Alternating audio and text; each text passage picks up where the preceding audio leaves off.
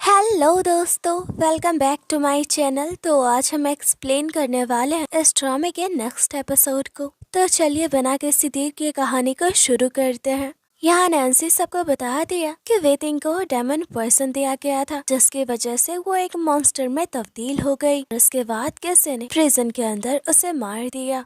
ये सुनकर तो सब हैरान होते हैं। जीनू चीचू को कहता है, इसका मतलब कि जिस तरह वेटिंग की मौत हुई, तुम्हारी मॉम को भी इसी तरह से मारा गया था। तुम्हारी मॉम कोई मॉन्स्टर नहीं थी। यहाँ जीजू कहता है, इसका फैसला एम्पेरियर करेंगे, मुझे तुमसे कोई बात नहीं करनी।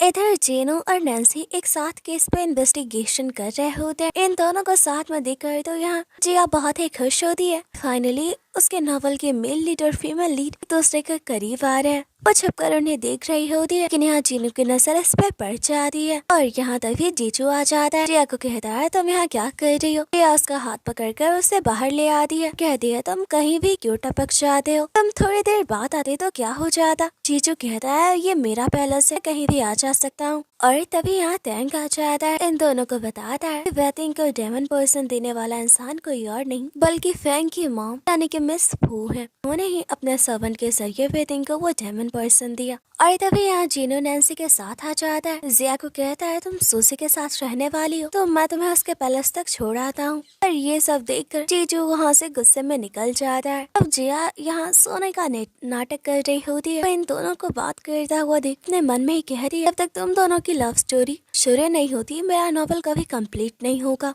पर यहाँ जीनू और नैन्सी दोनों ही जिया के बारे में ही बात कर रहे होते हैं कि वो कितने शरारती है। यहाँ जिया अपने मन में कहती है, तुम दोनों मेरे बारे में ही बात क्यों कर रहे हो? एक दूसरे के बारे में सोचो।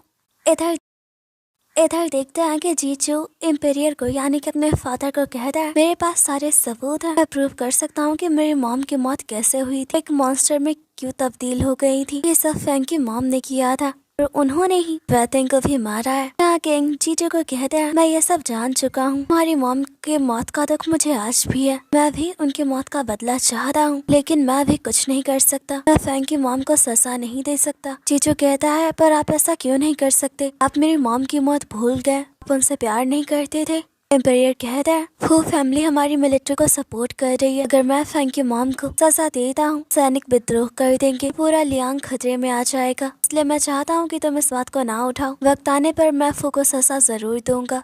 पर अपने पिता की इन बातों से चू को बहुत ही दुख होता है, वो वहाँ से चला जाता है। और यहाँ जीजू तय करता है कि वो पूरी मिलिट्री को अपने कब्जे में ले लेगा, साथ ही पूरी फू फैमिली को बर्बाद कर देगा, अपने मॉम की मौत का बदला लेकर रहेगा।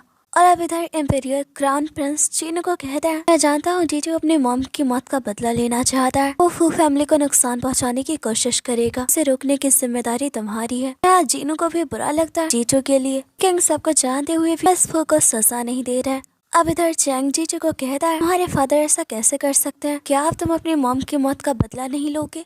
हमने सालों तक इसके लिए बहुत कुछ किया है, आखिरी मोमेंट पे तुम इस तरह रुक जाओगे? यहाँ पता चलता है कि बचपन से ही दोनों के साथ बहुत कुछ बुरा होता आया है। टैंक की फैमिली को भी फू फैमिली ने बर्बाद कर दी, पेरेंट्स को मार दिया, बचपन में उसे बहुत ही टॉर्चर भी किया था, और जीजू की मॉम को मारने के साथ इस फू ने उसे भी बचपन से टॉर्चर किया था, इसलिए ये दोनों साथ मिलकर पूरी फू फैमिली से बदला लेना चाहते हैं। इधर जिया हर तरफ जीजू को ढूंढ रही होती है, तभी जीजू उसे अपने साथ ऊपर छत पे ले आता है। या तो पूरी तरह से डर जाती है, जीजू को कहती है, अगर मैं नीचे करके मर जाती तो? जीजू कहता है, तुम गिरी तो नहीं? यहाँ वो बहुत ही उदास दिख रहा होता है, ड्रिंक भी कर रहा होता है, इसलिए जिया उसे ज्यादा परेशान नहीं करती।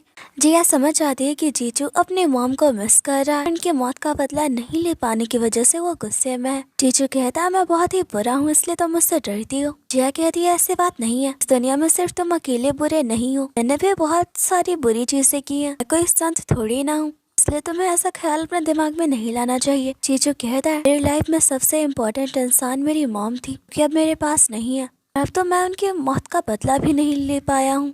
इसी तरह बातें करते हुए ये दोनों साथ में काफी वक्त बिताते हैं। फिर चैंग नोटिस करता है कि कोई उसका पीछा कर रहा है, वो उस इंसान को मारने ही वाला होता है, देखता है ये तो सूजी होती है तो रुक जाता है। चैंग कहता है, तुम यहाँ क्या कर रही हो और मेरा पीछा क्यों कर रही थी? सूजी कहती है, मैं तुमसे मिलना चाहती थी। चैंग कहता है, मुझे यहाँ से जाना है, पर सूजी उसे रोक लेती है और कहती है, तुम मुझे इग्नोर नहीं कर सकते। चैंग कहता है, प्रिंसेस, आपको नहीं लगता आपको इस तरह देखकर आपके बारे में लोग गलत सोचेंगे?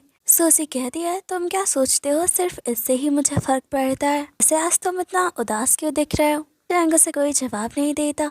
इधर जिया जा रही होती है तभी टैंग उसे थैंक्स करता है। यह हैरान होती है, कहती है तुम मुझे थैंक्स क्यों कर रहे हो। टैंग कहता है क्योंकि प्रिंस जीजू बहुत ही परेशान और उदास थे, इस वक्त में आप उसके साथ थी। जिया कहती है तुम्हारा प्रिंस बहुत ही खतरनाक और एरोगेंट है, उससे डरती हूँ इसलिए मैं उसके साथ थी, अगर मैं उसके साथ नहीं जाती तो वो मुझे मार देता। टैंग कहता है आप प्रिंस के बारे में गलत सोच रही हैं, वो बिल्कुल भी बुरे नहीं है। लियांग में उनके बारे में बहुत बुरे रूमर्स फैले हैं कि वो बहुत ही खूंखार है, लोगों को मार देते हैं, ऐसा कुछ भी नहीं है। प्रिंस तो बहुत ही अच्छे हैं, आज तक उन्होंने किसी भी इनोसेंट को नहीं मारा है। वो तो इस बात पे भी ध्यान नहीं देते कि लोग उनके बारे में क्या सोचते हैं, इसलिए तो अपने बारे में बुरे फैले रूमर्स को उन्होंने कभी क्लियर नहीं किया। यह कहती है झूठ मत बोलो, मैंने तुम्हारे प्रिंस को देखा है तो मेट्स को मारते हुए, क्योंकि प्रिंसेस लुआंग के थे। टैंग कहता है आपने गलत देखा होगा, दोनों मेट्स ने तो सुसाइड किया था। प्रिंस जीजू ने कुछ भी गलत नहीं किया है, बचपन से ही उन्हें बहुत सारी मुसीबतों को अकेले ही झेलना पड़ा और अब वो अपने मॉम की मौत का बदला लेना चाहते हैं। जीजू के बारे में ऐसी बातें सुनकर तो जिया पूरी तरह से शॉक थी। उसके नॉवेल का विलन रियल लाइफ में बहुत ही काइंड हार्टेड इंसान है। से मिलकर एक पार्टी ऑर्गेनाइज करते हैं। जिया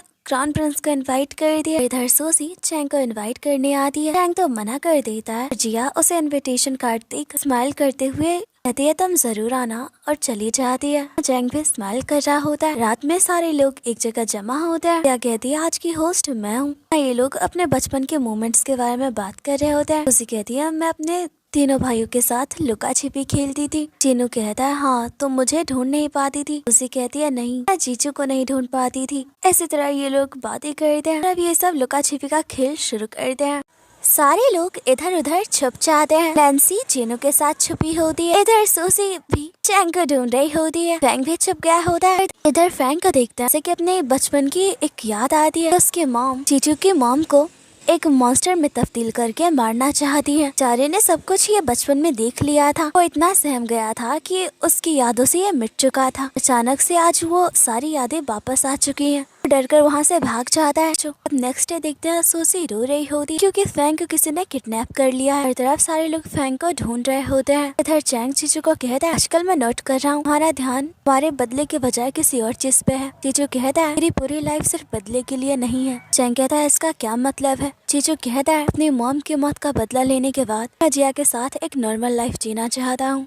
इधर ये लोग फैंग को ढूंढ रहे होते हैं और उसे ढूंढते ढूंढते ये सब अपना वेश बदल कर एक जगह पे आ जाते हैं। जिया एक ब्लाइंड गर्ल होने की एक्टिंग करती है। यहाँ सिर्फ जिया को ही अंदर जाने दिया जाता है। जिया बड़ी ही मुश्किल से फैंग को ढूंढ लेती है। इधर जीजू बहुत ही गुस्से में होता है। अपने बचपन के मोमेंट्स याद कर रहा होता है। उसे टॉर्चर किया जा रहा था। फैंग जिया को देखकर बहुत ही खुश होता है। जिया को कहता है मुझे मालूम था मेरे दोनों भाई मुझे ढूंढते हुए जरूर आएंगे। क्या जीजू यहाँ आ चुका है। यहाँ जिया अपने मन में ही कहती है तुम्हारे भाई ने तो तुम्हें किडनैप करवाया है, फिर भी तुम उम्मीद कर रहे हो कि वो तुम्हें छुड़ाने आएगा। वो फैंग को सच नहीं बताती। फैंग कहता है बचपन में जीजू के साथ बहुत सी बुरी चीजें हुई। उसका बड़ा भाई हूँ, उसके बावजूद मैंने उसे नहीं संभाला। जिया फैंग के साथ यहाँ से भागने की कोशिश करती है पर इन दोनों को ही पकड़ लिया जाता है। इधर अब जीजू को पता चलता है फैंग को बचाने के लिए जिया भी गई है। इससे तो वो हैरान होता है। यहाँ वो चैंग पे गुस्सा होता है तुमने जिया को जाने से रोका क्यों नहीं, मुझे उसे बचाने जाना होगा। पर यहाँ चैंग उसे रोकता है। कहता है तुम उसे बचाने गए हमारा सारा प्लान